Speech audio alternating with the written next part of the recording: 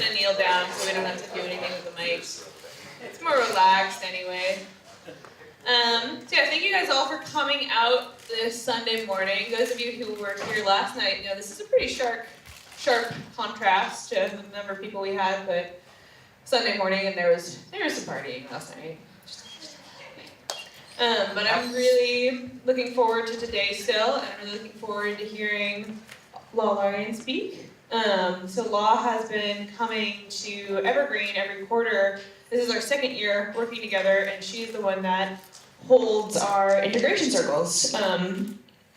And what the integration circles are is that it's a place for students to come and talk about their experiences while in altered states of consciousness, not while they're currently in altered states of consciousness, but it's not necessarily psychedelic related, but most of the time we do end up kind of going in that direction. Yeah, without further ado, I'm really happy to have La speak.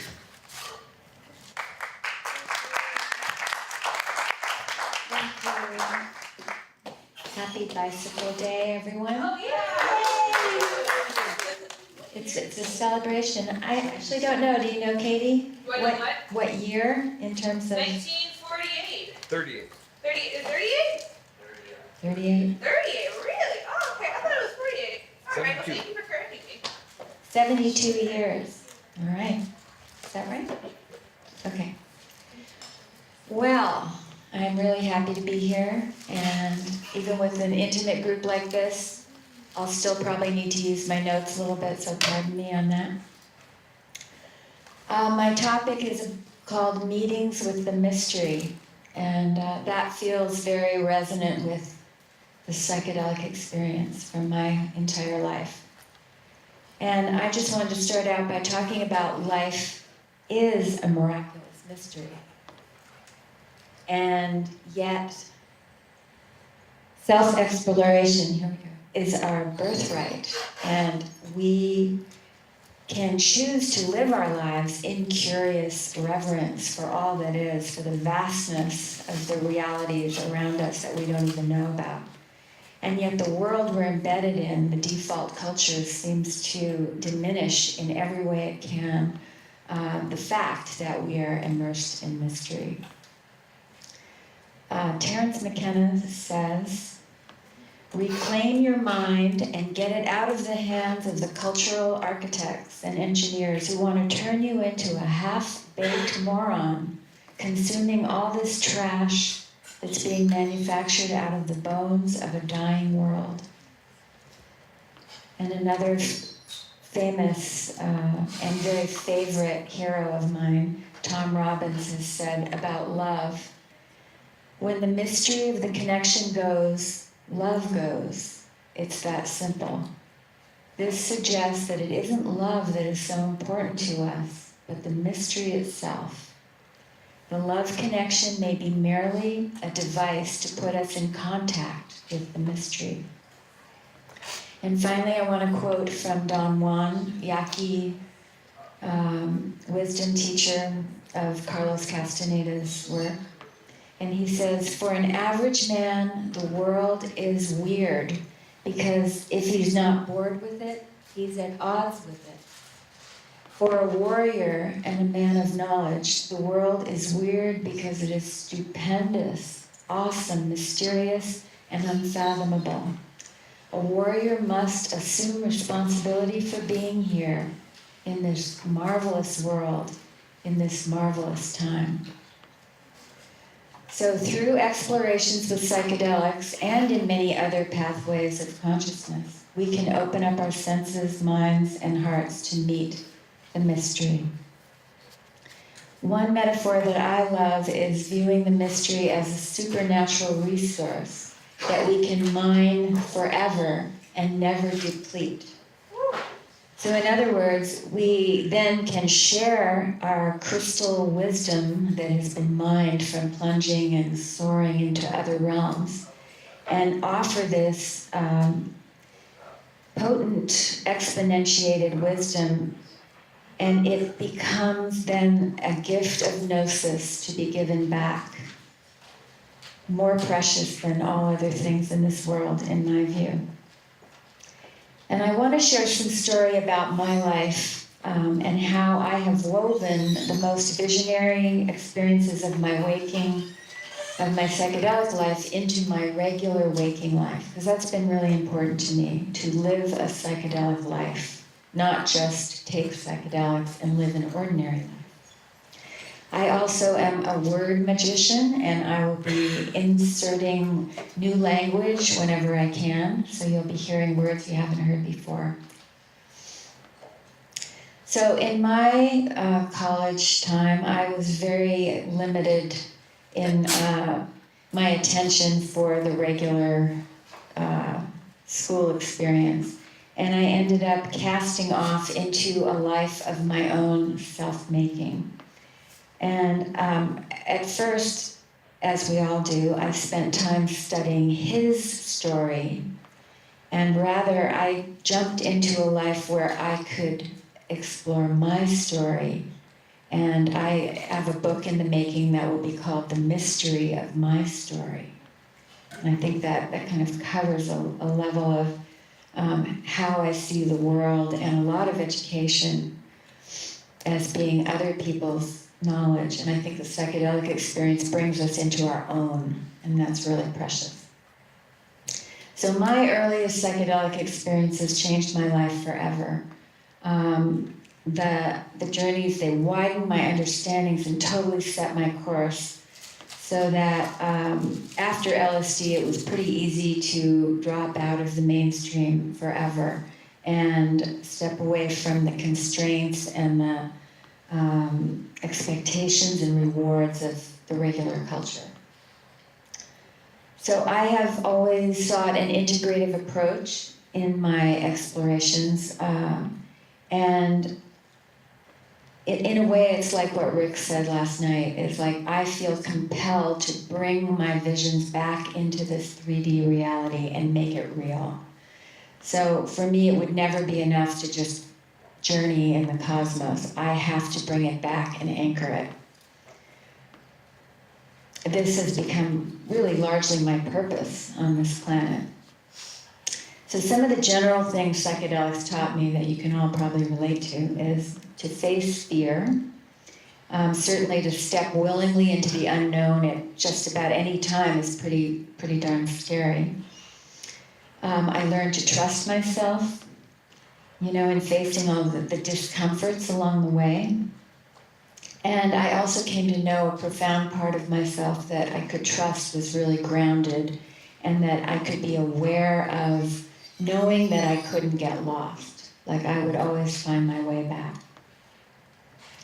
Psychedelic experience also taught me that the universe is far vaster than I could have imagined, and yet the other dimensions are so close that really it's such a very small alteration that takes us into really different places.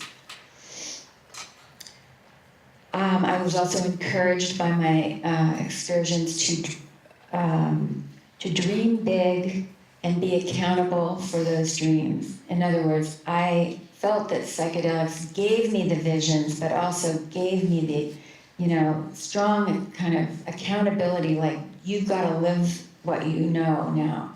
You can't just go off again. You need to anchor this. So I think that freeing our imaginations is really the key and the first step.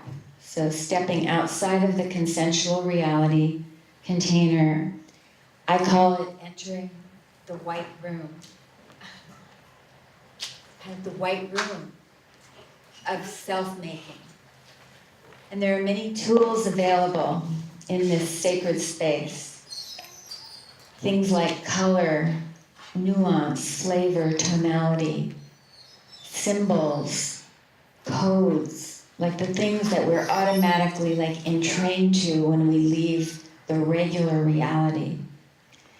And this informs all manner of artful creativity. So I call actually this divine relationship with Source creationship. And indeed, I feel that we've been invited by Creator to join into the art project of life. And that each of us in doing so, we add our perfect frequency to the collective and into the collaboration. So I think imagination is key because it is really our most creative resource, and it's absolutely free. We can practice in our minds, we can learn, grow in the free zone of our minds without wasting precious resource and without hurting anything. And I honestly feel that this is a lack in our world because everybody just jumps out and does a bunch of stuff and then realizes, uh-oh, that wasn't the right thing to do. And it could have been much more easily accessed through the mind and the imagination and absolutely through psychedelics.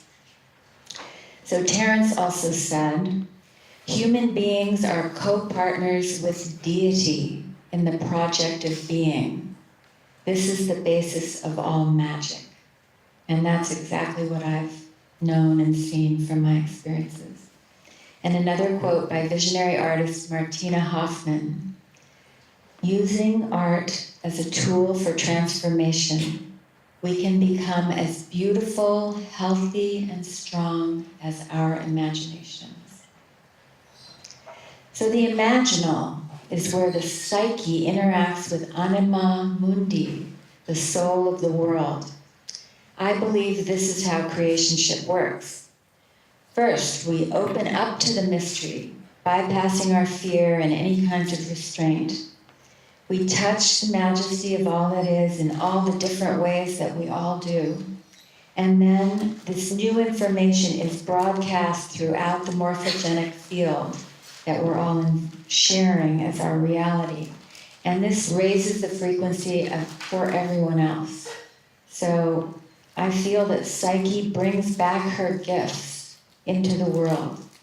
And in medicine work, I believe the magic of the medicine joins with the inner magician, and we are exalted there in our illuminature. And of course, you notice that magician, magic, image, imagination all have the same root. So in my life, I always knew that I was an artist, and this made it very easy for me. I never had that struggle with purpose. Like, who am I? What am I supposed to be doing here? It was just obvious. And I started off writing and painting, and then I moved into filmmaking for a time, and eventually I started working with clay. And that launched a large period of my life of elementality, is what I call it, because it was working with water and earth to form pots, and then air and fire would alchemize the whole process into a finished piece. So I was always aware of the elements. And the fifth element, of course, the magical extra thing, would occur when a piece would become more than anything I could have even imagined. So that was the mystery talking to me during that time. And additionally to clay, I also worked with food for a large part of my life. And I did catering with coffee and desserts for backstage. Actually, I did that for out front, but also did dinners backstage for jazz and reggae music, small concerts at the time. And we used to make magic brownies and literally dose, 20 or 30 people, including the musicians, every time. And it was just like blasting off into the most amazing experiences. I really think small is beautiful in some of these things. There would be like 100 people there or something like that. Eventually, my partner and I dreamed up catering for Bob Marley as something we wanted to do, and it actually happened. So I had the blessing of being able to meet him. And so in a way, my life was already starting to launch into this, wow, you can wish for something and it can come true. Okay, now I gotta figure out how this works so I can keep doing it. Let's see, I also considered the musicians, and I still do really, the priests and priestesses who spread the message and the blessing of the muses through the music. So eventually in my life, food won out over clay. And my partner and I opened a restaurant in Seattle called Gravity Bar that was simultaneously about health, healing, and art. And with our imaginations, we made up a world, and our idea was to create healthy food into a hip adventure. So it was reframing what food has been normally for many years. Prior to about 50 years ago, people just ate food more close to the earth, and then everybody got their hands on it with chemicals and processing. But I also feel that, in jumping into a business, that I realize that business is one of the parts of our culture that allows for full creativity. Like, you can do anything with it. It's a format. And restaurants are especially like that. You can just kind of like make anything happen there. So in our case, inspired by psychedelics and vision in general, we had the desire to help people, and it was an amazing adventure. I wanted to add in my new favorite word for business, which is actually, written as busyness. A reframing of that could be isness. It's a new isness, like a corporeal and ephemeral, as we are, a business is. Anyway, the Gravity Bar was a place, I think, from the future that pulled people toward their potential, like gravity attracts us to the earth. And we offered juice and food to support healing and help people change their habits from unhealthy to healthy. And it was an incredible experience for me. So a little example of the mystery and magic of this, we named our tables after the planets, and we created a lexicon of names for the juices, like that large genius goes to Mars, or the grasshopper and dragon slayer go to Jupiter. So these were the kind of conversations we were having behind the bar, And it makes life so much fun, and it just changes everything, changes the game. After 5 years, my partner and I split up, and I was the one left holding the reins of the business. And during this time, I took kind of a large break from psychedelics because I was so busy bringing it down into 3D. I mean, it was a piece of work. And my learning curve was really steep. I wasn't a business person before I did this. But what I got out of the whole thing, besides the hard work, is incredible personal growth. And I don't notice that a lot of young people are choosing paths like this right now. And I don't always, think that it's the right thing to do. But in one way, I will say that when you give it up for something that much, that strongly, you throw your whole being into it. And every day of my waking life was dedicated to making that thing work.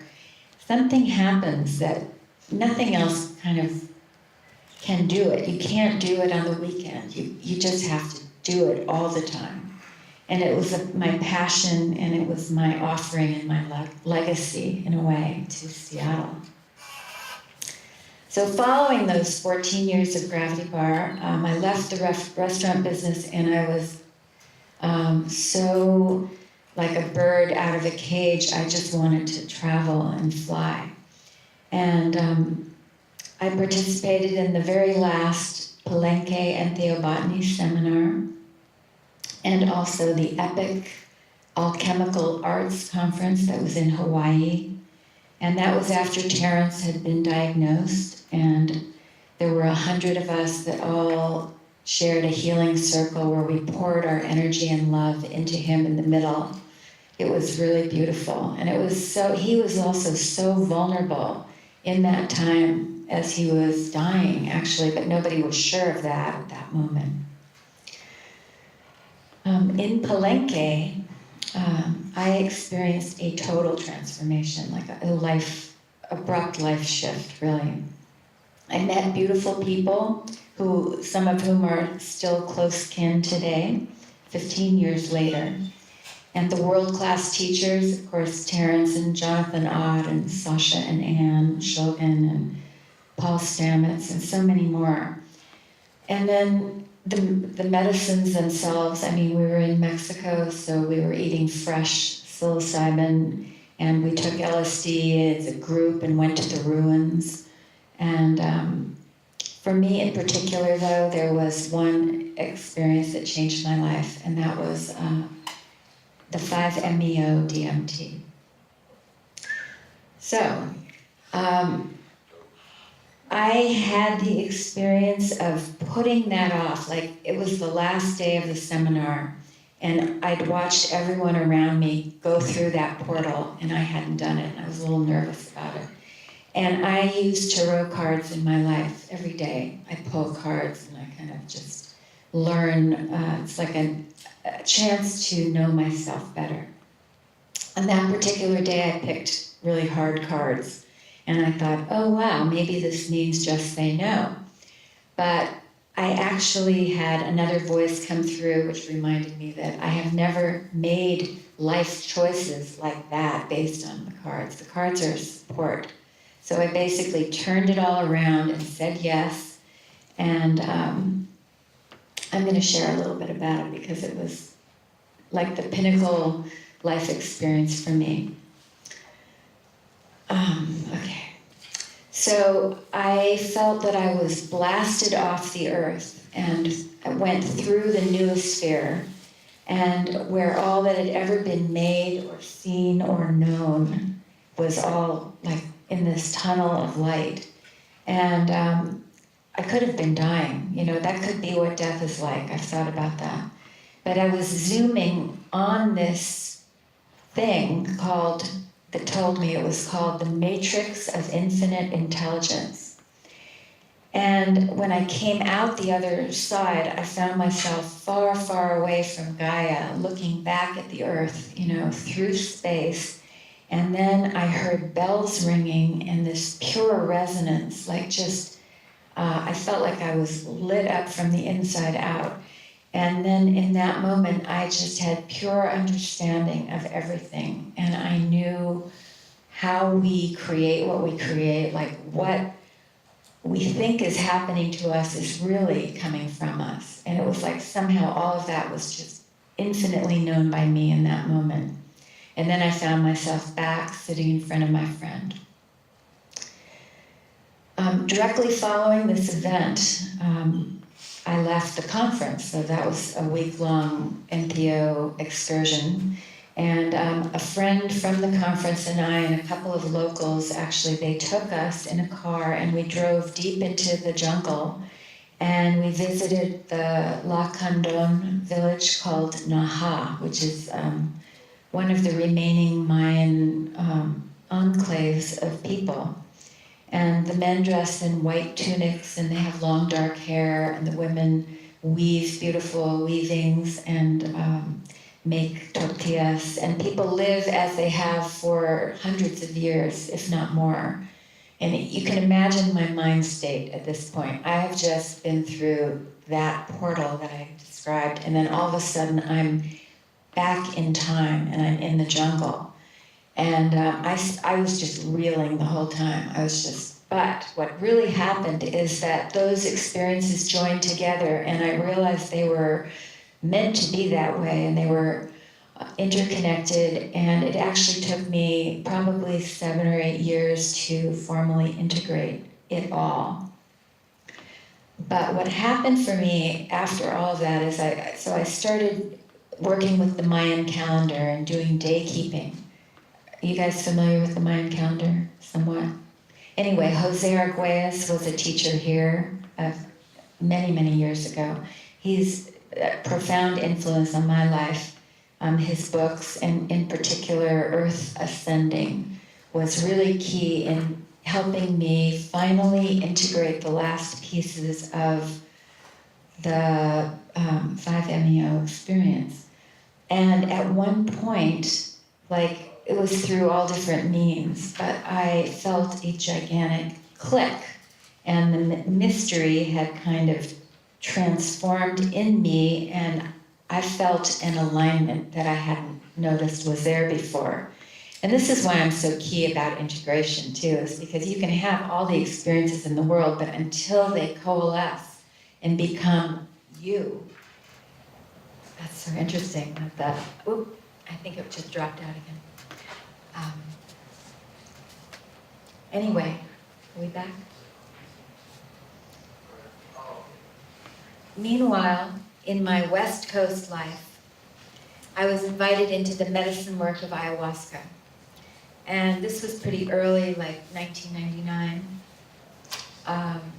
It's so much more prevalent today and popular. But at that time, I'm meeting the deity that I think of as Aya.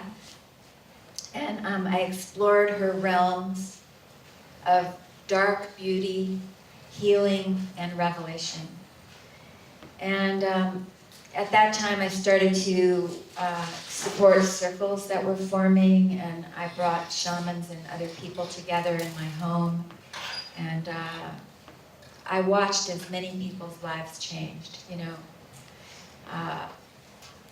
Different parts of selves got reconnected, and lineages got reinstalled, and hearts opened and minds opened. So many things happened.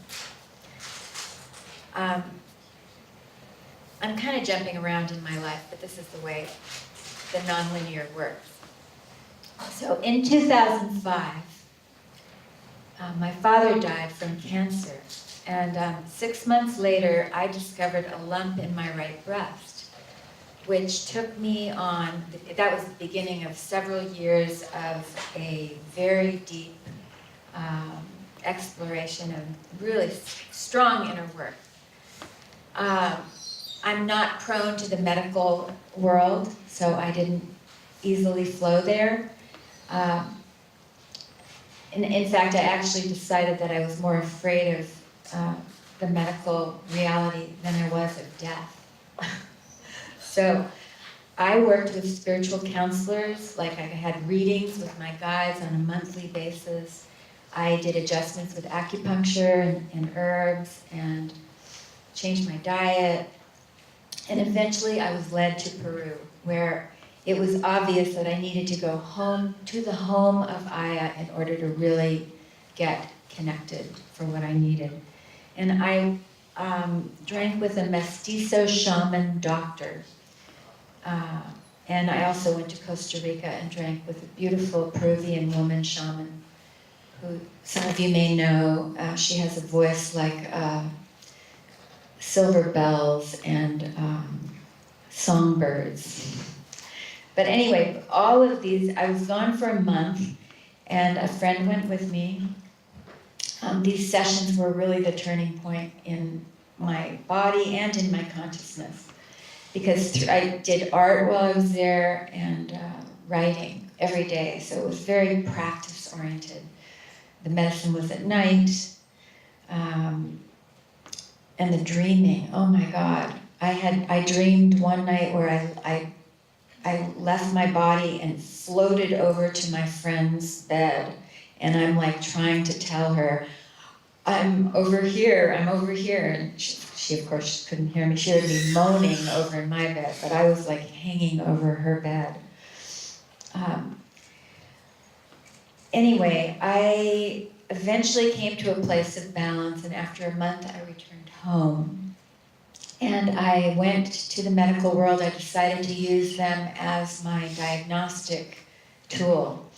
And I did an MRI, and I was able at that point to see the changes that had already happened. I didn't expect anything, I just went. And the doctor said, oh my goodness, whatever you've been doing, keep doing it. And I said, oh, would you like to know what I've been doing? And he said yes, so I told him. So it's interesting how we can just permeate that, what seems impermeable reality there. But I, at that point, left the medical world forever.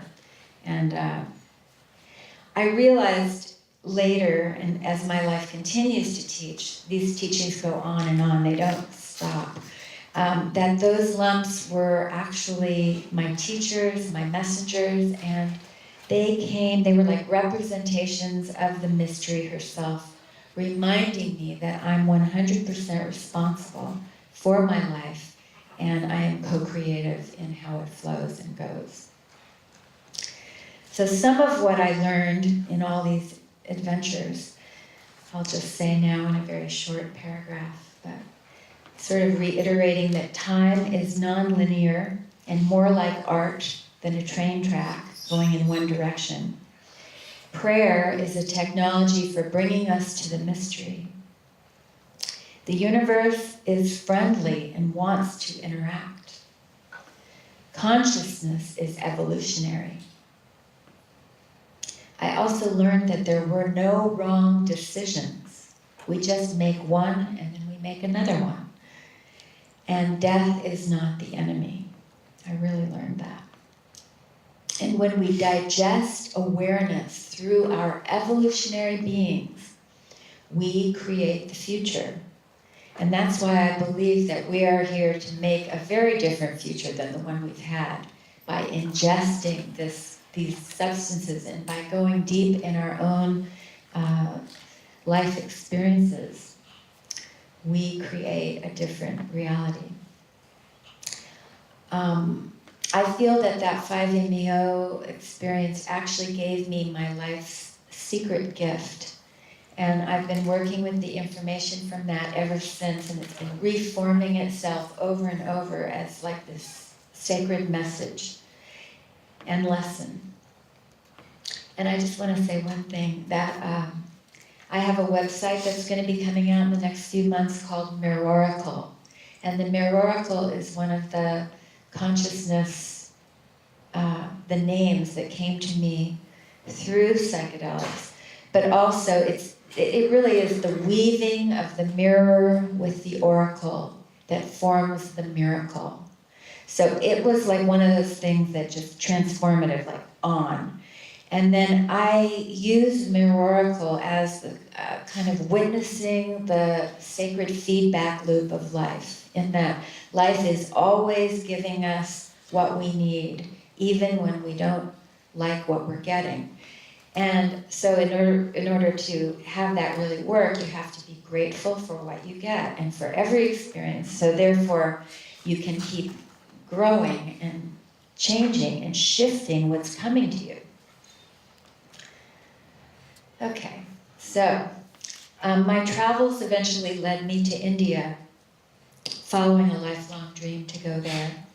And I found more than I ever could have imagined in that world of colorful textiles and ancient ruins and antiquity and fortresses and desolation and desperation and overpopulation. But I also met beings that I never would have met if I hadn't gone there. So important. And I met the sadhu inside of myself. As a solo traveler, seeker, moving from place to place, I got to be where I felt like that person moving through time and space, and just free. Like nobody knew me. I wasn't tied to any story of who I was. I could be anything at any time. And I really recommend, like with journey work, like with psychedelics, travel on the earth is a great way to access those states, because you get to shed a lot of material when you're out there. So one of the substances I enjoyed in the India landscape is their sacred bhang, and that is cannabis that is used in edible and drinkable, like bhang lassi. And I learned through the bhang, I saw so many images that were so beautiful. And then I realized all those same images were in the textiles all around. And I thought, oh wow, this is how it works. A culture's medicines tell their story from underneath the veil. And then out above ground, whoops, here come the images, just like in our community. All of the visionary artists transmute, transform, into art. All of the journey work goes into art, and then the regular culture takes the art. So that way, we pass the medicine around without necessarily having to have everyone ingest. Okay, I wanted to add one quote that I love, and it's actually my tagline on my email, and it goes like this. It's Wayne Dyer, and he says, "When you change the way you look at things, the things you look at change." And this has been like one of my favorite, and it's remained my favorite thing. I keep it on my email. So I also attended Burning Man starting in 2001 for 7 years. And I just had to put Burning Man into this talk because it really is the most psychedelic experience on planet Earth at the moment in 3D. I mean, life in that Black Rock Desert is medicinal, and time is art, and the collective dream is awakening there. So just like in a dream where anything can happen, that's the way it is on the playa. So Burning Man, I think, has been teaching us as a collective how powerful our imagination is. And just some examples. One year, my friend Sylvia offered all of us a journey around the playa with our eyes blindfolded. And I went for that journey. And that changed my life because I realized how visually centric I was. And then all of a sudden I was experiencing Burning Man through the soundscape of unbelievable hyper reality, crazy artistic world. It changed my experience of being, and now I often look for times and ways to blindfold myself so that I can get my other senses up to speed. One year, friends and I made a installation on the playa called Word Makes World, and we brought new language and made a beautiful mandala. And even though this was really inspirational and amazing and hard work and all that, what happened to me is that I actually came unglued, and I found myself crying for an entire week at Burning Man. And I realized later that it was like something popped open, just like with integration of other forms of unordinary experience. I had pushed myself past a point with all the preparation and everything, and then getting out there and then doing the work and in kind of harrowing conditions. And I just cried for the entire week. And I realized that many people take psychedelics at Burning Man, but it's not really necessary. You can just go there and be psychedelic and not take anything. Or you can take light amounts, and less is always more in that experience. With Burning Man, for me, came other transformational festivals, and I began to find my tribe. And because I noticed others were coded in the same way as me, and I also found out that I was one of the older people, but that all of these younger people were doing what I was doing. So I just gave in and just joined. And just acknowledging that we have the same cosmic perspective and the same work that we're doing. With that said, my role in festival culture has largely been as an elder and mentor. I do offer workshops sometimes and counsels, but I'm also there to meet more of my kin and to learn together really how to be a new culture, a more vibrant, sustainable culture. So within the temporary autonomous zones, we've been able to practice the arts of communication and collaboration, and certainly all the visionary, bringing our visions to earth really fully. Once this track opened up for me, I stayed on it. Toward the end of my Burning Man years, a group formed around the dream of land-based intentional community. And the name of this community is Atlan.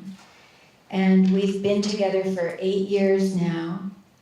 In 2010, the original 7 of us bought land in the Columbia Gorge, a place called White Salmon. And more than anything else, we are learning how to be a community. So making up a world is a lot of work. I learned that in my gravity bar time, and I'm learning it again now in my Atlan time. Figuring out decision-making, styles of governance, trying on various organizational realities, and we are ever working to refine our togetherness, the design of our togetherness. So we've become family, and with all the love and stress that that entails. But it really is a dream. This is my, like I keep talking about my dreams and my youth and the things that they've all come back. Like everything that I've ever imagined, I've been able to create in my life. And so I just want to offer that as I am proof that this stuff works. The thing about Atlan that's different, it's a living experiment to imagine and build an eco-village and a community with values like permaculture of earth care, people care, and fair share, and all the ethical heart of permaculture, really. And our community is growing as we meet our kin already present in the area, so we're meeting people that already live near us, and others keep arriving who are avid to join in the game at this point. Medicine is part of the glue that holds our community together. It's not the primary thing, but it's definitely there. So one of my favorite sayings is, how we do it is what we're doing. So along the way, we're building all these things, we're doing all this hard work, but the most important part is keeping kindness and love and focus our efforts on behalf of the group mind, integrating as we go. So staying awake to the quality of our interactions. I mean, this is so important for any of us. We're not just trying to do something, but it's how we do that something that transforms our world. At Atlan, we are busy. We have quarterly councils for the whole community. We have a monthly women's group. We have work parties, workshops, trail making, and tiny home building, among the many other projects. At Atlan, I meet the mystery in relationship to the land and to the spirits of the land. And I also meet the mystery in feeling the growth of our community. Like just, we'll be going along and it'll feel like nothing's happening. Then all of a sudden, boom, we just grew. Something exponential happened. So another of my earliest lifetime wishes has been to create a school not based on the dysfunctional educational system that we're all aware of, but rather something really innovative. And I imagined a curriculum that would be skill sharing and based on real personal experience. And I was in high school when I first had that vision, and I remember thinking, but I don't know anything yet. What would I teach anybody? And so at that point, I just dove into my life and just hoped that someday I could resurface knowing enough and I wondered, would that dream still be alive? And sure enough, it is. And Culture Seed is becoming our learning center and network nonprofit whose purpose is to offer transformational events and programs for thriving global communities. So we're going to be starting right where we are, but we're going to go wherever we need to go. Additionally, as Katie said, I come here and do integration circles, and I've been making myself making myself available as a mentor for younger people, because I feel like that's part of what aging is about, is you turn around and you help others behind you. So my life as a psychedelic person has enabled me to share my experiences and help others integrate theirs.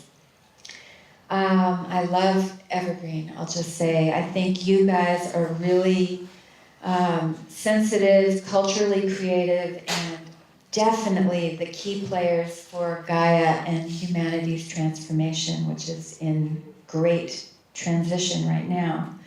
So it is my prayer for myself to act as a cultural enzyme for change, to support all of you who are growing into adults right now, because I feel you guys are encoded with the information for the future, for how this is all going to fit together. So it's my job, and I hope others of my age, to help you all fortify your confidence, magnify your gifts, integrate new ways, all that will help push the tide of consciousness into all of our cells and of ourselves and the collective. And I really also want to encourage others of my generation to give big, to continue to leverage the incredible energies of actually not 2, but 3 generations of psychedelic exploration. I invite those of my generation to come out of hiding, to teach more, to share resource, opportunities, stories, and just to generally help in any way possible. Because this is such a pivotal time on our planet. It just couldn't be, there's nothing worth hiding at this point. So I just want to end by reiterating, life to me is a magical mystery. And I feel that all of us here are beginning to fathom its interactive nature, its multidimensionality. So let's use our imaginations to send out the most vibrant and visionary pretendrils, threads of curiosity and joy, weaving a tapestry out of all of our colorful lessons. And then we take that integrated consciousness intact, and we will continue to meet the mystery even more regularly, for she'll be whispering in our ears and coaxing our steps, embracing our very, very psychedelic lives, helping us all to change this default culture of business as usual to a new paradigm of isness and infinite possibilities. And I want to end with one reframing that I love, and that is mystery loves company. So if you remember the original on that one, misery loves company is the one that I was originally taught. So thank you.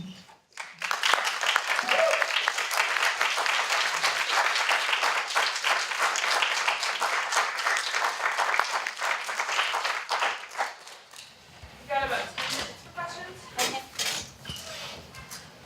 Do we have a mic? You could come up here, anybody who has a question, that's another option.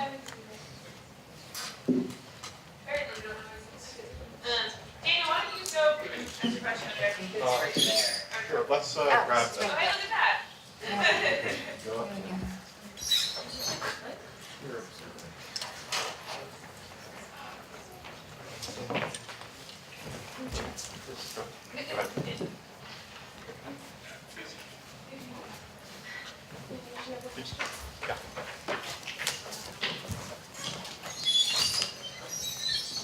Thanks again for speaking to us, Law.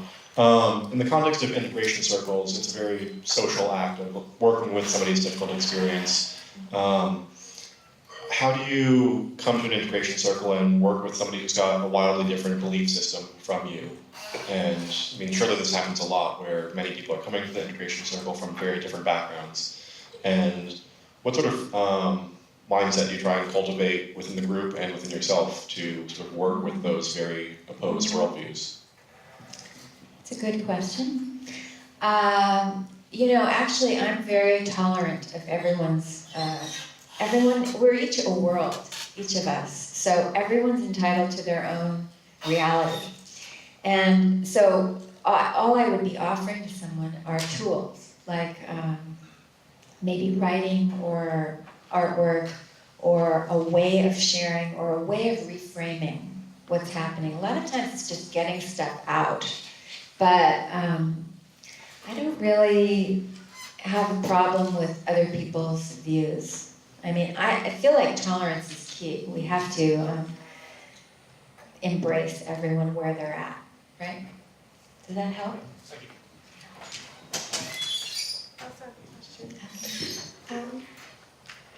If you want to answer this independent of life stage or depending on life stage, you're welcome to. But if there is there one piece of advice that you could give to the people of planet Earth in this process of integrating ourselves into ourselves and into each other? Well, I think I would reiterate it in a way, but I think that we are making up reality. We are reality makers.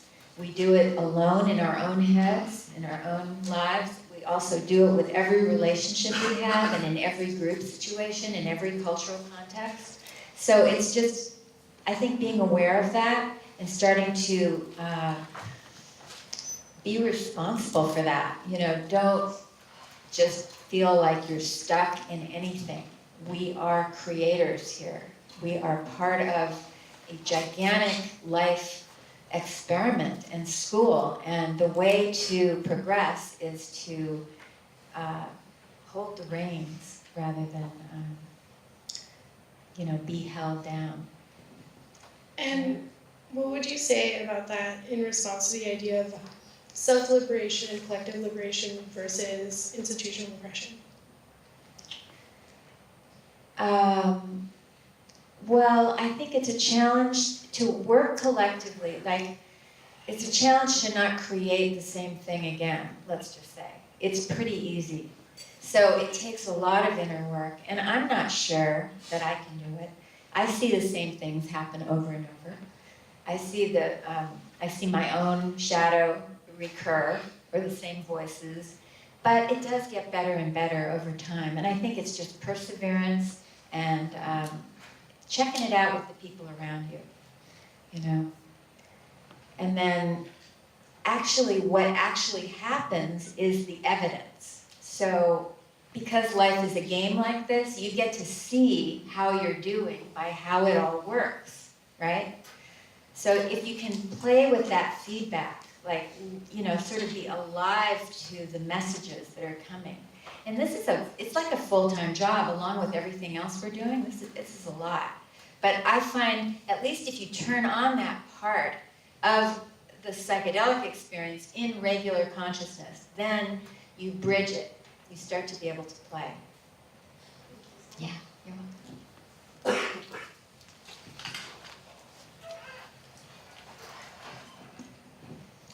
Thanks so much for what you're saying in this.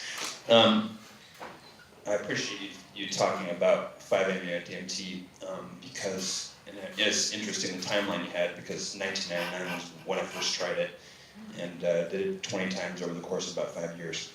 And I just wanted to share personal experiences that I experienced in my first time, all of the polarity in the universe and me being like the balance point in the center of all of that. And that was really profound, and it really catalyzed my movement towards becoming a psychedelic psychotherapist. And so you talked about the experience of hearing a large bell, kind of resounding. And I think it's a common experience with tryptamine users to have an experience of a large resonance that's happening kind of in the universe or in their reality.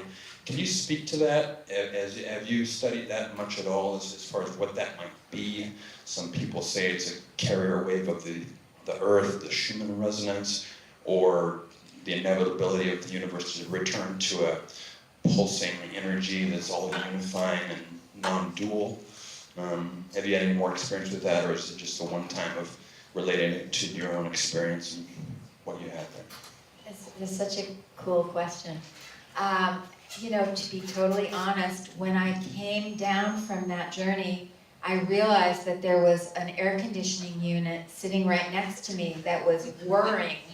And I thought, oh, that, but you see, this is the difference. Like what in one reality is a stupid machine, in another reality is the universal frequency of all that is talking to you and resonating with you. So we can't forget that all these normal, and I love being on kind of motorized boats, you know, on the water because they make a certain resonance and you can sing and hum with the motor. I mean, I find those things really, I don't know more about how to answer your question, but. Yeah. And I appreciate that because when I first did it, I moved to turn off every electric appliance in my apartment until I realized that that hum was definitely Coming from something elsewhere. I even turned the breaker off.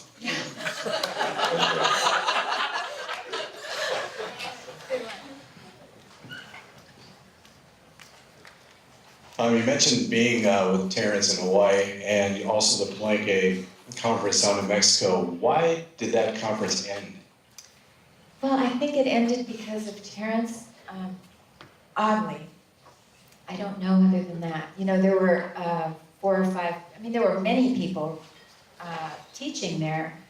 The people who ran it, though, I think Terrence was the key ingredient because he collected the people. He would go out and talk, and people would just flock to the conferences. So who took over for him after he died, or did that movement, whatever was going on then, did that continue or just die off too? Well, different things have happened. The Mind States conferences, and what else? What else has been going on? You mean in terms of conferences? Yeah, well, I'm just trying to think. That was Not just conferences, but just the general movement.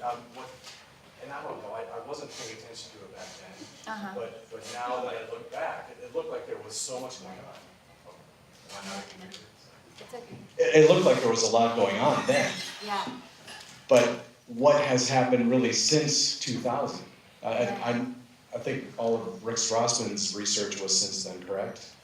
Well, yeah, there hasn't been that same kind of community coming together in another country, which was kind of the most important part, I think, was getting out of the US so that people could just do psychedelics more freely. But I don't know what would be precluding that right now. Like, that could happen right now. People could get together and say, let's have a conference and go somewhere. And I know, it seems like right now we have momentum going, especially with the legalization that's going on across America, even Washington, D.C., that Terrence and others had mentioned back in the 90s, saying this was probably going to happen within 10, 20 years, and it is. Mhm. So with that momentum, if there was a lot of push, you know, going with that, Yeah. for all of it, not just the marijuana reform, but Right. everything. I'm kind of wondering, who are the giants today that they're going to be talking about 20 years from now? well, I think some of them are here, but I don't really know. It's a different, we're in a different time. I think maybe it's group interaction, so it's more in the younger communities, it's gonna be not the one speaker and the one this and the one that. It's gonna be an interactive, collective experience. And then like Burning Man, I guess that would be more like that. I don't know.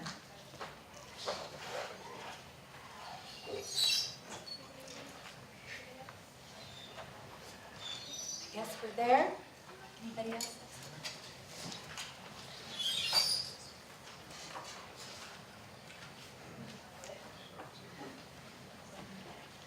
Thank you so much.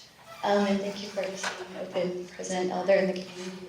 Such an important role, and I'm so grateful. And so I guess the question I have is, from all that you've seen from the time you started participating in this community until now, either just witnessing personally or around you kind of the involvement of law enforcement, and not in, like big, like research and things, but just on like a personal kind of level. And I know, they're very present at Burning Man, and then starting your own community and having to be very careful, Yeah. just sacred and, keep that together. And if you could just speak a little bit to advice you would maybe give to other communities that are starting, or how you kind of maintain that protected sphere. Yeah, that's a really good question. I was most disturbed at Burning Man when the law enforcement stepped in so heavily, and I actually stopped going shortly after that. But how I feel now in my community is, I think we just focus on other stuff, and we let the medicine just be quiet in the background. We don't push that as our frontline thing that we're doing. And a lot of people, although everyone involved is psychedelic, some people are actually against talking about it, and probably if I had run my talk by them, they would have said, maybe you shouldn't talk about that. But I didn't ask. So.